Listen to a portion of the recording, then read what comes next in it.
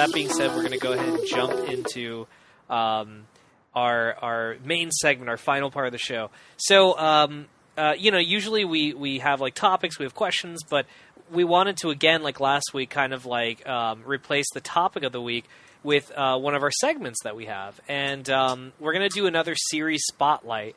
And this time around, we wanted to do a series spotlight on the Metal Gear Solid series in honor of Metal Gear Solid 5, The Phantom Pain, coming out next week, or fucking in 5 days. So just, to give you guys some ground rules, basically we're going to kind of skip over the two MSX Metal Gear games, and we're going to focus mainly on the Metal Gear Solid games that were directed by Kojima. So no about Snake's Revenge. Yeah, no Snake's Revenge, no Revengeance, no Portable Ops. The Revengeance and Portable Ops are canon, but we want to just focus on the Kojima ones, and we're going to skip the 2D ones because, quite frankly, and this is going to sound sacrilegious to me being such a huge Metal Gear fan, I hate the original Metal Gear, and I hate the original Metal Gear 2. I really just don't... Dude, I hate those games. I really don't like them. I don't know. I can't get into them. Every time I play them, I have to use a strategy guide of some sort. I appreciate them, because without them, we wouldn't have gotten, anything. So... yeah, so I definitely appreciate them, but I just don't really, care about them. Dude, the original Metal Gear Solid is my favorite game of all time. I'm just gonna put that out there right now. That is, it's so from the series, spotlight perspective or whatever. When that game first came out in 1998, dude, I was blown the fuck away. I mean. I told you my story, right? Of the first time I made I have a series called RBD, Retrospectives Be Damned, but did I ever tell you the story, dude? The Pizza Hut demo? Yeah, for the listeners, basically, long story short, I got they had like some pizza called the Big New Yorker, and when you ordered it at Pizza Hut for like a limited time, they would just give you a PlayStation demo disc. That's how cool the 90s were. Well, yeah, what time to live in? You guys get fuck on your Happy Meal. We used to get fucking PlayStation demos all the time.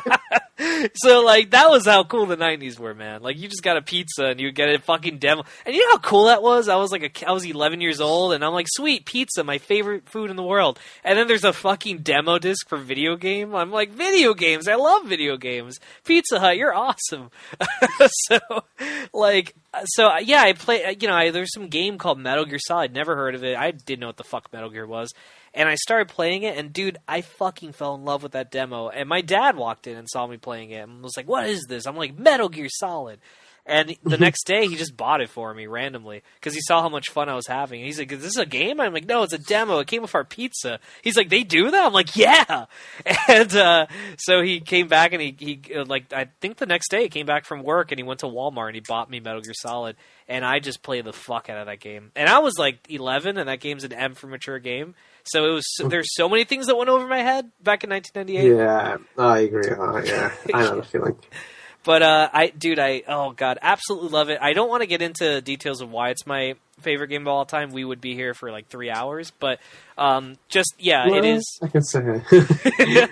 It is my favorite game. I think it's a beautiful blend of cinema and the love for cinema and video games and the love for video games all rolled into one, and it never feels awkward. Hearing Colonel say, "Here's how to repel, Snake. Press the action button," and then like a moment later, there's like a beautiful speech from Sniper Wolf or whatever. It flows well for me. It's just so beautifully blended, and I love that so much. So to this day, still my favorite game of all time.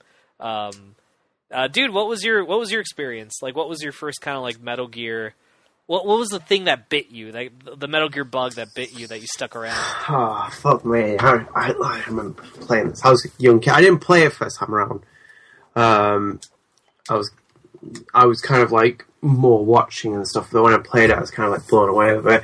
For me, like always, growing up like maybe 10 years ago and plus like that, people always used to look down on games and stuff. Right. And it was never something that really caught my eye of like something that was like going to take this medium to the next level. You could play Super Mario World and stuff, but I thought that's what gaming was always going to be.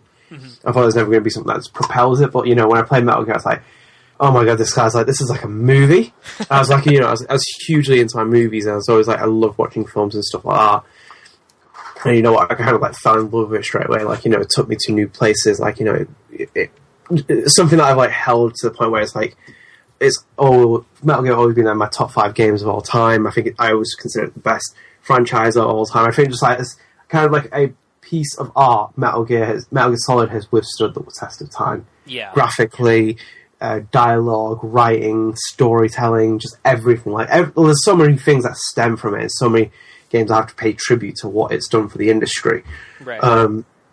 You know, it's just so it's just because it's so memorable as well. That's the best part about Metal Gear Solid, because it's just the art direction is absolutely phenomenal. You know, Yoji Shinkawa blows you away with like what he does, and then the characters, they're all memorable. Foxhound, kind of this elite unit that's there, and just like, you know, I love every, and as you said, like, you know, when Colonel's telling you how to rappel down a wall, and you're fighting a hind in the middle of it, like, you know, in the middle of nowhere, and you, like, you know, you're fighting Sniper Wolf twice, and just the torture sequence, everything was so great, like, and just how it broke the fourth wall, and it kind of like, it was almost satirical in certain points as well, where it's mocking what it was doing. And as I said, as you said, when you're a kid, you don't really notice some of the things, like I didn't either. Yeah. You know, like just like Meryl's butt and stuff like that. Or just like the whole genetics talk. It's so silly now. It doesn't make any sense. But back then, you're like, right, genes, recessive, dominant. We gotcha. You know, it makes no sense really, but. Yeah, I mean, like, I think I'm more of a fond appreciation when I played it later and kind of got more into the, like, you know, deeper story behind it, and kind of like how Kojima doesn't ruin continuity, even though those, like, the first 2 Metal Gear games were made in the 80s, and, like, you know, he still establishes that they are very much relevant to his current piece. It's just like, you know, where Snake's like, Metal Gear, and he's like, Metal Gear's like, and, you know, Dark is like, Metal Gear's our most secret black project. How did you know? And he's like, we've had a couple of run-ins in the past, and even like when Mailing asks him how cigarettes will be useful. He's like, you know, you never know. Yeah, you never know. Which is a reference to, you know, how he gets for a big boss. Right. But yeah, it's so cool how they just do everything like that. And like, yeah, it is still memorable. It's not my favourite Metal Gear anymore. Right. But I still hold it up there as like one of the best Metal Gears. Yeah, I mean, I think everyone can agree it's a solid game. And you know, it works. I didn't mean to do that. Go away. I swear I didn't mean to do that. That's hilarious. Okay, I got the... There's one fuckery has to ruin this podcast. The bad pod. But no, it's a really, I think overall, it's a really, it just feels like a complete game, you know? And I think any fan of the series can agree on that. And plus, you know, it really, in a way... it served as an introduction, even though it was the third Metal Gear game at the time. It also kind of serves as the first in the Metal Gear Solid series, the 3D series, and it really works on its own. Like, I think you could pick up Metal Gear Solid, and I didn't even know what Metal Gear was. I didn't know what Metal Gear 1 and 2 existed, and I was able to get into the story just fine. Like, I wasn't confused or lost or anything, and I think Kojima did a really great job, almost in a way rebooting it, but not really.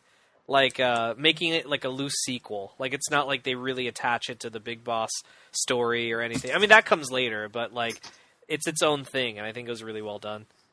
Oh, yeah, definitely agree. But, alright, so moving on to Metal Gear Solid 2. So, dude, we were all played like fiddles. Like, I remember seeing all those trailers. Remember, dude, like, that was the first time ever I saw a video game released on DVD, like a trailer for a game released on DVD. Like, people wanted that trailer to be played on a, you know, DVD quality with surround sound and all that. That was like a big deal, and people were, it was like the definition of a killer app. That was I mean, I bought a PS2 for that. I think a lot of people bought a PS2 for that. I think to this day, it's like the highest selling Metal Gear Solid game, isn't it?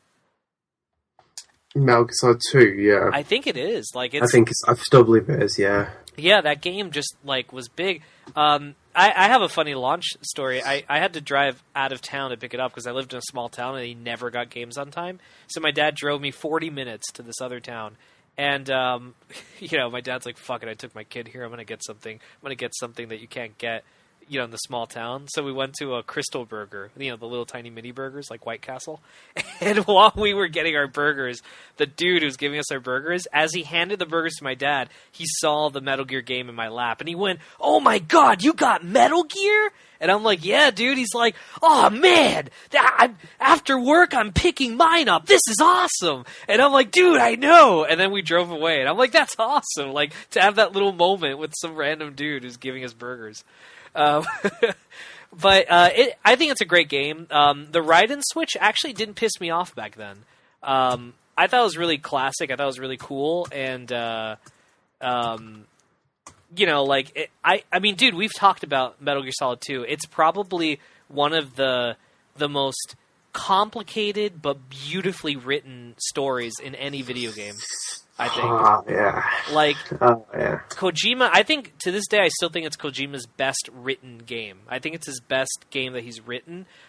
Just how much it makes you think. Especially at the end, when everything gets weird, when the kernel AI starts acting up, some of the shit that they say at the end, like, really makes you think about your own life, you know? And like, and what's funny is, that game was set in the year, it was released in 2001, but it was set in 2009, and Kojima very accurately depicted the world we live in now, you know? Like with the iPhones and being connected to the internet and digital censorship and all that stuff. Like, the whole plot of that game is really, like, ahead of its time. And I think, remember he called memes, like, before they became the memes that we know? Yeah. Memes was a theme there, and Kojima, I think, really I think it's a very, like, underrated game. Even though it's sold well, people don't talk about it as much as I think they need to talk about it. No, and it's probably one of the best in terms of storytelling. Yeah. And just, like, when you go back to it and really appreciate what it's doing, it's just, it's fucking believable. And yeah, it was ahead of its time. Yeah. It became more like T2, if anything, if you can compare it to, like, kind of a movie thing. Oh, yeah, it was like the T2/Aliens of Metal Gear. It was just so great how he did it. Like, he just played everyone from the beginning. Like, what you're exactly doing in the plan is literally for, comparisons, say, eye to eye what Solid Snake did. Mm-hmm. Or you did in MGS1. Like, it is pretty much like a Solid Snake simulator. And just like how the AIs play and kind of lays this idea of... It goes in more like kind of almost like an Illuminati / there are people controlling the world, etc., etc. But I honestly loved every part of this game. Like, going back on it, I love, like, just how heavy it is and kind of its story. It's one of the meatiest Metal Gear games out there. Yeah. For a story. And I do like a lot of the original ideas that Kojima talks about. I mean, like, when you pick up the game as well, I love that double disc that you get. In the case, and it's got the documentary. That was you, dude. We didn't get that. You fucking Americans. But it's interesting you bring that out. The European release, like, I felt bad, man. You guys got it way later. Like, America and Japan got it in November of 2001. You guys got it March of 2002. So, like, Kojima was like, look, I'm sorry. Here's a documentary, Yeah. Like, that was his way of saying, like, sorry, man, but that, it sucks for its time, but man, that was that's a nice little consolation prize, right? Like, here's and it's a great documentary. We have to buy it separately, but it's an excellent documentary. Like, I own it as well. Oh yeah, it's definitely a great documentary, to just, like, listen to him and how he does everything, like how he kind of explains, like, the development went along and how he talked to people about, if they'd buy Metal Gear, and just like the idea, like, he gave every employee, like, a scrapbook where they could write down, like, ideas and, like, jot things down. Right. Really, really cool. Just, like, everything about that. But yeah, like, just playing that game, it's just so mind-boggling. I think it's even more of a slap when he takes away Snake and he makes you ride and kind of like, oh shit. Because obviously, he intended Snake to be the main protagonist. Yeah. It's very much evident from the early trailer, like when you find the Hind on the bridge, on the Washington Bridge. Oh, yeah. All those, like, just troll shit, that didn't happen. Yeah. Like, all that really cool stuff, and we had to get snake tails just to kind of, like, make up for all that nonsense. But, yeah, I can't really... Metal Gear Solid 2, like, I need to dedicate an entire podcast to it on its own, because it's so... Just like the ideas it plays on, the themes, what it's trying to insist, what it's trying to say. Brilliant. Just absolutely fucking brilliant. From, like, beginning to end. Love every minute of it. Yeah. most definitely agree. That would actually be a really cool topic for us to do in the future. Just like talk about Metal Gear Solid 2's themes and just everything. Oh yeah, that the themes go to like a new fucking level in Metal Gear Solid 2. Like just how it sets everything up and just absolutely amazing. Yeah, that definitely was like Kojima's. I think like to this day, he still has to like. I don't know how he's going to top it. Yeah, like how he could. Yeah, like how he can match like what a massive like mind fuck of a story that was. I mean, dude, I remember playing that 3 times in a row and I still didn't get it. I'm like, I don't get what's going. Now as an adult, I can appreciate it so much more. And it's probably my second favorite Metal Gear game in the series, definitely. Just because like it's just so great, and it complements the first game so well. Also, like it was its own thing. You know what I mean? Like just how Metal Gear Solid was. Like Metal Gear Solid 2 was its own thing. It's not like one of the sequels that rehashes what it did in the original, which I thought was really cool. Definitely agree. It actually makes fun of that. You know, like the this is also the spirit of Shadow Moses. You know, like the big shell. Like they make fun of that idea. So it's a big thing. Okay, so then, Kojima made Metal Gear Solid 3 Snake Eater. Dude, I don't know. I don't know what it is about Snake Eater. I'm getting so tired of it. Like, I like the game. I think it's a good game. No, you cannot get rid of it. You cannot get tired of this game. This one is special. I don't know, dude. I get really, I think it's as of right now, next to, it's definitely one of my least favorite. I wouldn't say it's shit, but it's one of my least favorite MGS games. Really? I don't know, man. Like, I used to play the shit out of it. I love it. I think it's a fun game. I played the shit out of it. I think the new mechanics they introduced, like the feeding yourself thing, and the CQC was huge. But I don't know, man. Like, there's something about it that every time I play it, I get bored at one point. And, like, I just want to, like, I don't know, I guess it's because you're in the jungle a lot, and I didn't really care much for the jungle. I think it was a cool idea that you start off super far from the enemy base, and you had to work your way there. But, like, I don't know. Like, it wasn't really my thing, which is ironic, because that's what, like, the Phantom Pain is. It's just, like, giant art environments, but... I guess it looks prettier, and you have a lot more freedom in that game, and that's why it's not pissing me off. But I don't know. I really don't have much to say. I did like it. I got it when it came out, of course. Thought it was a great game. I love that it was a prequel.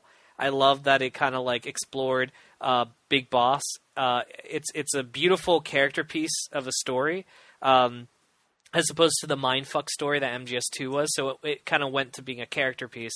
And at the end of that game, you so understand why Big Boss eventually became the man that he became, because of, like, the betrayal of the boss. And, like, I think story-wise, there's a lot in it. I think there's a lot of, like, underlining themes, and they did a great job of introducing an entirely new cast. There is no Otacon, you know what I mean? There is no anything. It's Major Zero and Paramedic, all these new Eva, like they did a great job of basically getting a whole new set of characters. It's almost like they made Metal Gear Solid 1 all over again, where they had like introduced everyone all over again and not have like characters come over, except for Ocelot, but he's kind of like a whole new, you know what I mean? He's like a whole new character in himself. He's not the like old man cowboy that we saw in part 1 and 2. He's his own, person. He's so young and stupid. And it's just great to see that Big Boss molded him, into what he became.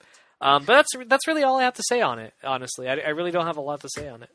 Oh, I have so much to say on this game. It's unfucking believable. This game is just absolutely the evolution of how far Metal Gear took things.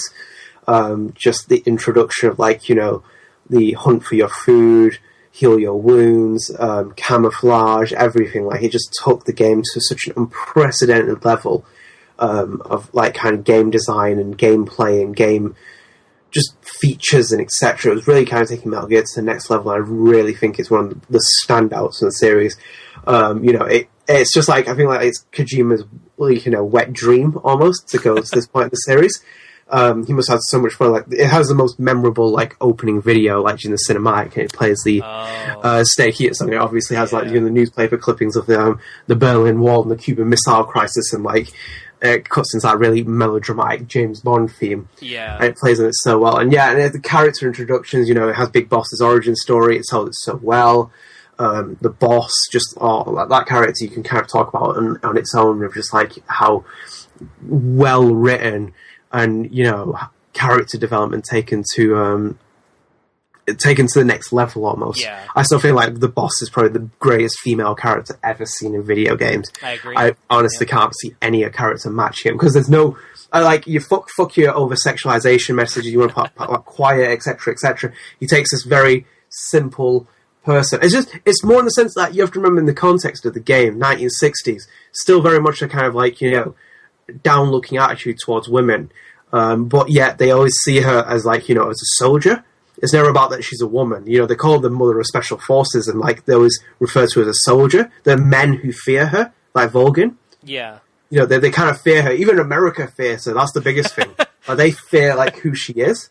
And it's just like, and like the way she talks, and like this, and like how they build like what she like. I think they kind of made this great character that Big Boss springboards off, and it kind of gives that such a great purpose for him, because he obviously reflects on what this person's done for him.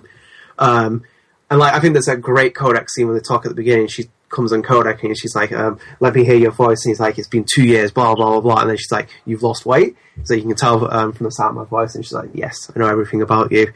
And it's just like, it's so like, when you listen to it, like, oh my God, like, whoa. But yeah, I think like, it was so many cool features this game. It's so great. The story was paced really well. Even the great boss battles, they had some of the best boss battles in the entire series, with the Cobra unit and the ladder in the game. Do you have my reference? Yeah, wait, sorry, say again? No, I said my battles with the Cobra unit and also the ladder in the game. Oh, the ladder. Everyone jokes like the ladder on Extreme so hard. Yeah. Oh my God, like I need to run. But yeah, that was really cool. Just like, not the ladder, but I mean like the entire Cobra unit was cool. I love it when they reunite for the first time on that bridge. And like, we'll fight together one more time. Oh, right. And they're looking down at the boss. Yeah. And I love Volgin. Volgin's got such a cool appearance at the beginning. Kuwabara. No, don't even explain why he can fucking shoot electric. Because that has no relevance to this game. It's definitely one of those games. You just go with it. Why? You just don't need to tell why he can shoot. There's no point. There's no need. I mean, there's a guy that controls bees, so it's like just exactly. There's a fucking spiritual mediumist, fucking a guy who can disassociate, like break his limbs apart. It's like kind of like sprung along like a spider. And there's also an ancient sniper who can run, super fast, by the way. Exactly, like, he books it, man. He's got a full synthetic body. So, yeah, I mean, dude, totally. Like, at that point, you just need to... If you're questioning the game at that point, like, don't even bother playing it, because you're going to be really, like, wrapping your head around, Kojima just said, fuck it, fine. You want a fun game? It's set in the 60s, there's hoverboards for no reason, this, and you just go with it. You're so, like, fuck it, this is great. And Snake Eater, there is one thing I forgot to say. Snake Eater, I think, is the best... theme song in the series, next to Sins of the Father. I think Sins of the Father has taken over it, but Snake Eater is great. No chance. It goes all the way to Snake Eater. Snake Eater is just so fucking good. So it's still your favorite, Snake Eater? Yeah. Oh, yeah. It's great. Dude, it's so great. It's such an epic... The first time I heard that, I got goosebumps, and I'm like, this is like the greatest James Bond theme that's not a James Bond movie ever. It's really classy, super classy. Well, now we'll move on to... This was actually the first game that was made under the Kojima Productions developer thing. Before that, it was Computer Entertainment Japan, or Konami Computer Entertainment Japan. So Metal Gear Solid 4 Guns of the Patriots came out. Now, Adden and I have very different views on this. Adden likes this game a lot. I love this game, too. Like, I think gameplay-wise, it's really good. It's a great gameplay. Story-wise, it just wasn't really for me. You know what I mean? It just wasn't my thing. There's a lot of hype surrounding this game because, it had a worldwide release and it was like the big exclusive PS4 game that was coming out that everyone was super excited of. Remember, it had been delayed. It was supposed to come out in like 2007. It came out in 2008. And when this, I was super psyched. I was actually working at GameStop when it came out, and I was really excited for it. And I went and I brought it home and I played it. And I don't know, dude. Like when I was younger, like a couple of years ago, I really appreciated it. But as I keep playing it, it just really comes off as like I get the impression Kojima made this game really more for the fans that were seeking answers. Like I think he was more interested in Big Boss and Big Boss's story. You know what I mean? And he often is more interested in Big Boss. Yeah, Big Boss is a lot better character than Solid Snake, but that's a discussion in itself. Yeah, no, totally. But I really feel like Kojima was more intrigued with Big Boss, but he made this because people really wanted finality. Like, where did Liquid Ocelot go after he escaped on Ray? I'm off to bury the Patriots for good. Well, what happened? There's like so many answers. Like, what the hell happened? And then this game came out, and look, I think up to a certain point the game was really great. But like Act 1 is great when you're in the Middle East. Oh god, what a great first act. Opening. So, dude, the War Has Changed monologue is fantastic. Oh, it's the best monologue in any video game. David Hayter nailed it, man. He was so great.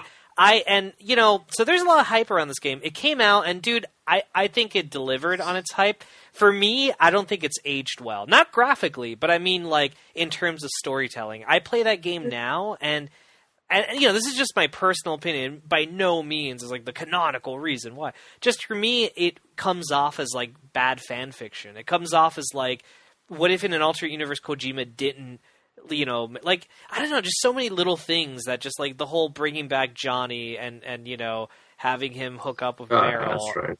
And what is it, the Fox Alive concept? Come on, man. Fox Alive? That's, the shittiest... That, the same guy who wrote MGS2 wrote that? I can't believe that.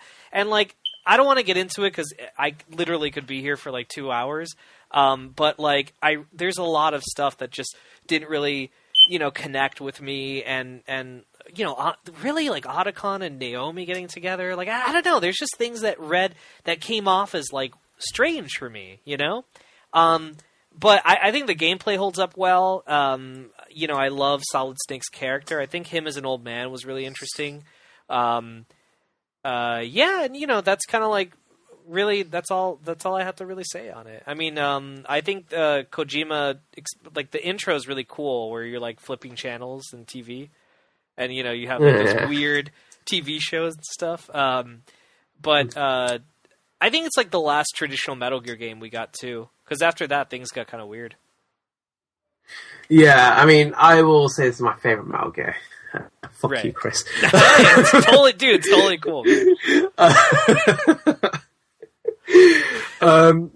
I honestly love this game so much. It was kind of the service I always wanted. Looking back on it, I do agree there's a lot of problems with kind of the story here and there. Mm-hmm. I think it's lacking gameplay as well in certain places. A lot of it feels empty. But kind of the feels and it was more fan service, and it was also kind of not in your face completely. I just think it had so many iconic moments. I think the monologue at the opening is just Kojima's being a wordsmith, on an unprecedented level. It's totally. So well crafted, and just hate delivering it, and hate it really does knock it out of the ballpark in that performance. I don't mind that. I actually like the Naomi and Otacon story. Really? Yeah, because it makes more sense for them as well. Because she obviously she kind of refers to. There's obviously that interest is straight from the beginning. She says, how's Dr. Emmerich? And he's why'd you ask? And it's I only assume that he'd be the only person to know that's a Soliton radar file. Right. And there's always this kind of thing. And just I think Naomi's a great character in that game. I think she's a great character. I agree. I think she was the most what's the word? How I said there's a lot of shit that just felt fan fiction-y to me personally, because it just felt out of character, how these characters evolved since MGS2 or MGS1. I think Naomi, that is totally where her story was heading. After MGS1, that feels like the logical thing. So I was super pleased with her. I loved her. Jennifer Hale did a great performance, by the way, even though she lost that awesome accent. Remember that sexy British accent she had? Lost it, and I was so upset, man. It was such a great... It added just so much more to her, and without it, she sounds... It makes no sense, though, as a character, where she's from and who she is and blah, blah, blah, blah. Oh, yeah. Same thing with Mei Ling. Like, they dropped her accent because she's like an American-born, Chinese... background woman. Why the fuck would she have an accent? She's American born. She was like never been to China. It makes sense for Liquid to have a British accent because he's part of it. He was with the British Army at one point. Yeah, he's raised there. Yeah, but I mean, like, it's just, I kind of like, I love, like, when she sees him, she's like, Snake, neither of us can escape our, like, genes or our fates or whatever she says, and like how she delivers it, and just like this great connection behind it. There was so many feels behind that game. I mean, like, going back to Shadow Moses, that will be the kind of one of the most standout moments of any part of game. It's just like how it honestly is like one of those things where you have to be a Metal Gear fan, and when you play it kind of like almost breaks you apart, just going into Act 4. And like, even getting into Rex, piloting it. This is so cool. I mean, like, this one has some great gems of, like, codec sequences. Just like how, Snake explains how he's using CQC. Kind of obviously it's a bit more kind of, how they're explaining it, but it's so cool, like, in the fact that, he doesn't want to use it because it's Big Boss's method, and he's like, you know what, something shouldn't be passed on. Yeah. And then just like, I love how, Archon explains that there's a really great codec he has with, when you're fighting Rex. Mm-hmm. Rex is fighting Ray, and he kind of explains how Rex is a Street Fighter. And like, how he put the program on there that Rex is, because it makes so much sense of, like, as a scientist, and kind of like, he says, like, we were thinking, like, what would happen if Rex got into a close quarter situation, because it is a nuclear deterrent, it's meant to fire missiles. Right. And kind of Liquid shows that as well, like, in MGS1, he is struggling to fight snakes, he's literally in a close quarter proximity. Mm-hmm. And then, he says, I've activated the system now, so it's now in place. That's why Liquid couldn't use it in the original MGS1 game. Right. But I love the fact that, this is how kind of like the huge advantage that Rex has, that he can kind of like use its tough armor to kind of use it as a weapon. And that's a really great code execute. I mean, like, the fight between Snake and Ocelot on top of Outer Haven, on top of that Outer Haven kind of like epic. Yeah, super epic. Beyond. So fucking cool how they do that. That just fight scene, and then just like the ending. Oh my god, that ending. That fucking ending. It's a great... I love how it is, like, chronologically the last in the Kojima directed games. So it just, like, having Snake and Big Boss have that conversation, and just everything behind that, it was great, man. And, by the way, I highly recommend that anyone watch the Japanese version, because in the Japanese version, Big Boss is voiced by the late... because he's passed away now, but the father of the Japanese voice actor of Solid Snake, and they have like this really great scene together, and there's like a big backstory behind it. Like, I think they hadn't spoken to each other in a long time, and then like they did that scene together, and they kind of like bonded again. It's beautiful, like on so many different levels, and if you hear it, there's a lot there that you can kind of get that feeling from. But yeah, yeah, it's really good, that fucking ending. I do agree. There's a lot of plot things that kind of nicked me off, and like things here and there. I don't think it's completely perfect, but I don't really like the hate that people apply to it. Right. So a lot of the criticisms I feel like are really worn out. I mean, the thing is, it's like people like you can criticize nanomachines, but the entire point is it leads up to that. Mm-hmm. The entire point is that the series is built on nanomachines. Like, the fact is that they are the benchmark of what it is. That's what the entire point it led up to. That technology has gone to that point where they want to control everyone. It kind of it leads off perfectly from what MGS2 is implying, that the fact that, we live in a society where things are being watched, everything's happening here and there, and then it kind of gets to MGS4, it's like, that's happened now.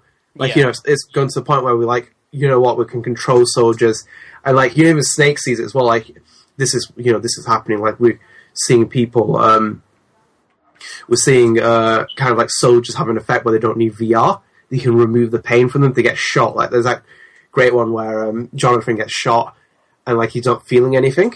Oh, as right. the nanomachine suppressed him. I even love that. There's that one moment when Meryl was like, we've got a legend with us, so let's try not to make him. Let's not try to disappoint, whatever it is that she says. That was a really cool moment. Like, it just Yeah. makes you like that much more connected with like Snake, you know? And it shows how really like veteran Snake is. Do you know when she's like where he's doing the kind of like coordination with her team? Yeah. And, like he pats her on the back, kind of like move forward, and they really kind of go with that. But yeah, I do think Metal Gear 4 does have its kind of plot holes and like little points here and there. But as like kind of a thing, I don't think it's fan fiction. I don't think it's fan service. I think he does some great writing. Mm-hmm. The entire like opening monologue, the ending monologue is fucking, jeez. It's good. And even like I love the fight scene between Vamp and riding on top of Rex as well. That's really one of the standout moments. Yeah. And it kind of like splits with you watching where you fighting the Gecko, and it's just like that fight's still going on at the top. Yeah. Really good, really, really fucking good game. Really good end to the chapter. Yeah, no, definitely. I think it's a good ending to Solid Snake's story. Like, there's no more need to tell Snake's story. Like, no matter what Konami does to retcon it. Like, you know, Snake tripped and fell into the Fountain of Youth. Oh man, he's young again. Great. Lieutenant Solid Snake and his martial arts background, Snake's Revenge 2. Yeah. So we're kind of like going a little bit over, so we'll kind of like quickly go through these, but there's Peace Walker. I think we're both in agreement. Like we're not big Peace Walker fans. I think the story is pretty cool.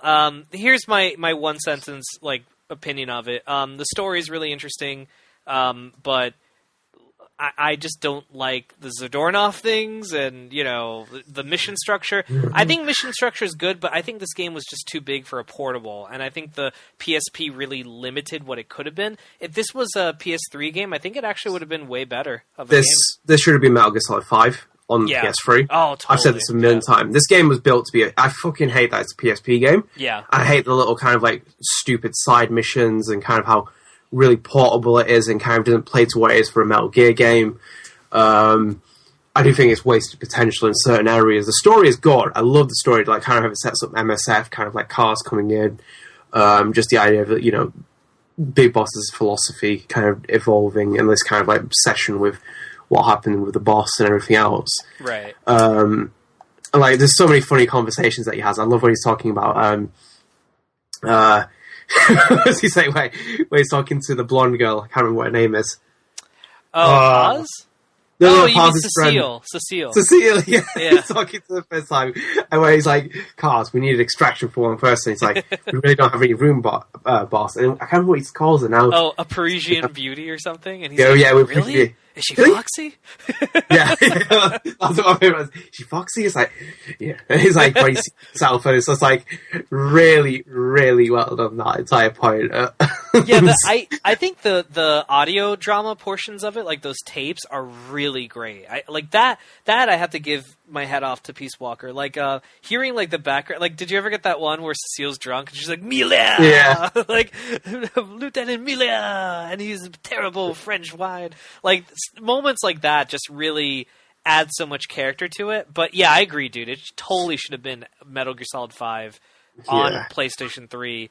You know, and you could have used the same engine from MGS4 and it would have been perfect for it. Oh, yeah. It would have been great for it. The story I was telling was absolutely fantastic. I just don't like the like, that all that bullshit to get the real ending. Like, Zadornov escaped again, Snake. Go get him. It's like Big Boss. Is he fucking stupid? He's not a Solid Snake. Like, you know, like, come on. Like, you'll never believe it. Zadornov's gone again, Snake. Like, fuck, Miller. What the hell are you doing? Yeah, oh, it's so fucking stupid. But, yeah, I just love I love Amanda as I think she's an underrated character completely. Oh, agreed. Yeah, there's a lot to her. Series. I think she's a fantastic. I just love when she talks about her dad being the commandant and like you know the fact that you know her own comrades don't respect her. And she says like, oh look, they're calling me by my name, and like they're not calling me you know what it is, and they kind of show respect in the end. Yeah. And there's even that great scene where she passes out and she's like, El Cacique is come to like liberate homeland. a great Latin American accent. It's so great how it kind of leads to a snake. Yeah. It's just kind of cool that they kind of build in the fact that he's Big Boss and the kind of name of like the name resonates with people. Like she knows who he is. Yeah, it's a powerful name now. Yeah. Oh yeah, exactly. It kind of like sets that. It's like damn. Well, but to kind of bring it close, so there's really not much to talk about, but Metal Gear Solid 5 Ground Zeroes. This is the last game that's released so far. Again, dude, I can't really say much except for a one-sentence review. Awesome fucking preview. Like, it's such a great prologue to Phantom Pain. Like, it to me, it's very reminiscent of like old NES games where you're thrown into the game, you have no idea how to play, but they tell you the basics, you pick up on stuff. It's like the modern day version of that. It looks beautiful. We got to like mess around with it and get to know it. And what's crazy is Phantom Pain looks even better and has so much more to do. So it is exactly, Kojima described it as a prologue to the Phantom Pain, and it is the best prologue you can get. I mean, compare that to like Dead Rising Case Zero, like this is a better Case Zero. This is like a full, complete prologue to a game. And that's really, like, none of that demo nonsense. That's a game, and it's a great fucking game.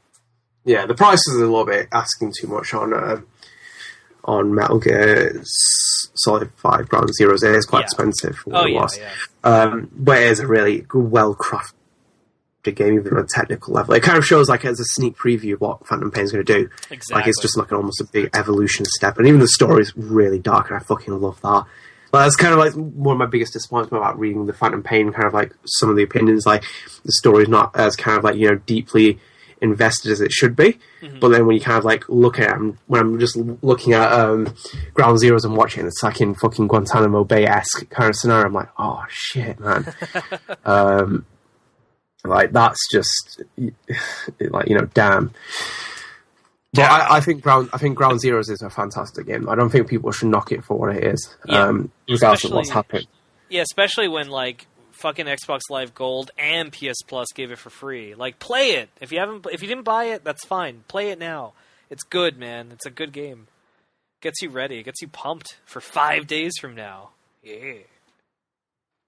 Yeah. Yeah. Yeah. Well, no. I mean, like, yeah, I definitely. It's like, man. I just think my only kind of big thing with Metal Gear Solid 5 is particularly is kind of how far it strayed away a little bit. Kind of, the cover art and stuff has really strayed away from Shinkawa art. It's become a bit too much kind of like mainstream. That's not kind of being a hipster kind of thing. It's like Metal Gear always had this kind of like idea of being more about service to the fans, but now it feels a lot more. I don't know. It's a weird one. No, I get you. It doesn't have like as iconic as art as the other ones, and no. And same thing. Well, Phantom Pain looks kind of cool. Like that's a cool cover of Snake looking just like super out there. But all right, guys. I guess that's our close. That's our finale of Series Spotlight. Fuck, that was we need like a whole episode for Metal Gear. I really feel like there's so much we could say. Maybe we will do that one day. Who knows, man? We'll do what we can. But all right, Adnan, I guess go ahead and close this out, my friend. So thank you for joining us, guys, in this week's episode. Be sure to support the Gamer Headline Show on Twitter at TGH Show, or like our official Facebook page, the Gamer Headline Show, for up-to-date episodes from Gamer Headline's official podcast. Additionally, the Gamer Headline Show can be found on Podbean, Stitcher, iTunes, YouTube, and, of course, right here at GamerHeadlines.com. Thanks for tuning in. We'll see you next week. Take care, guys. Berserker!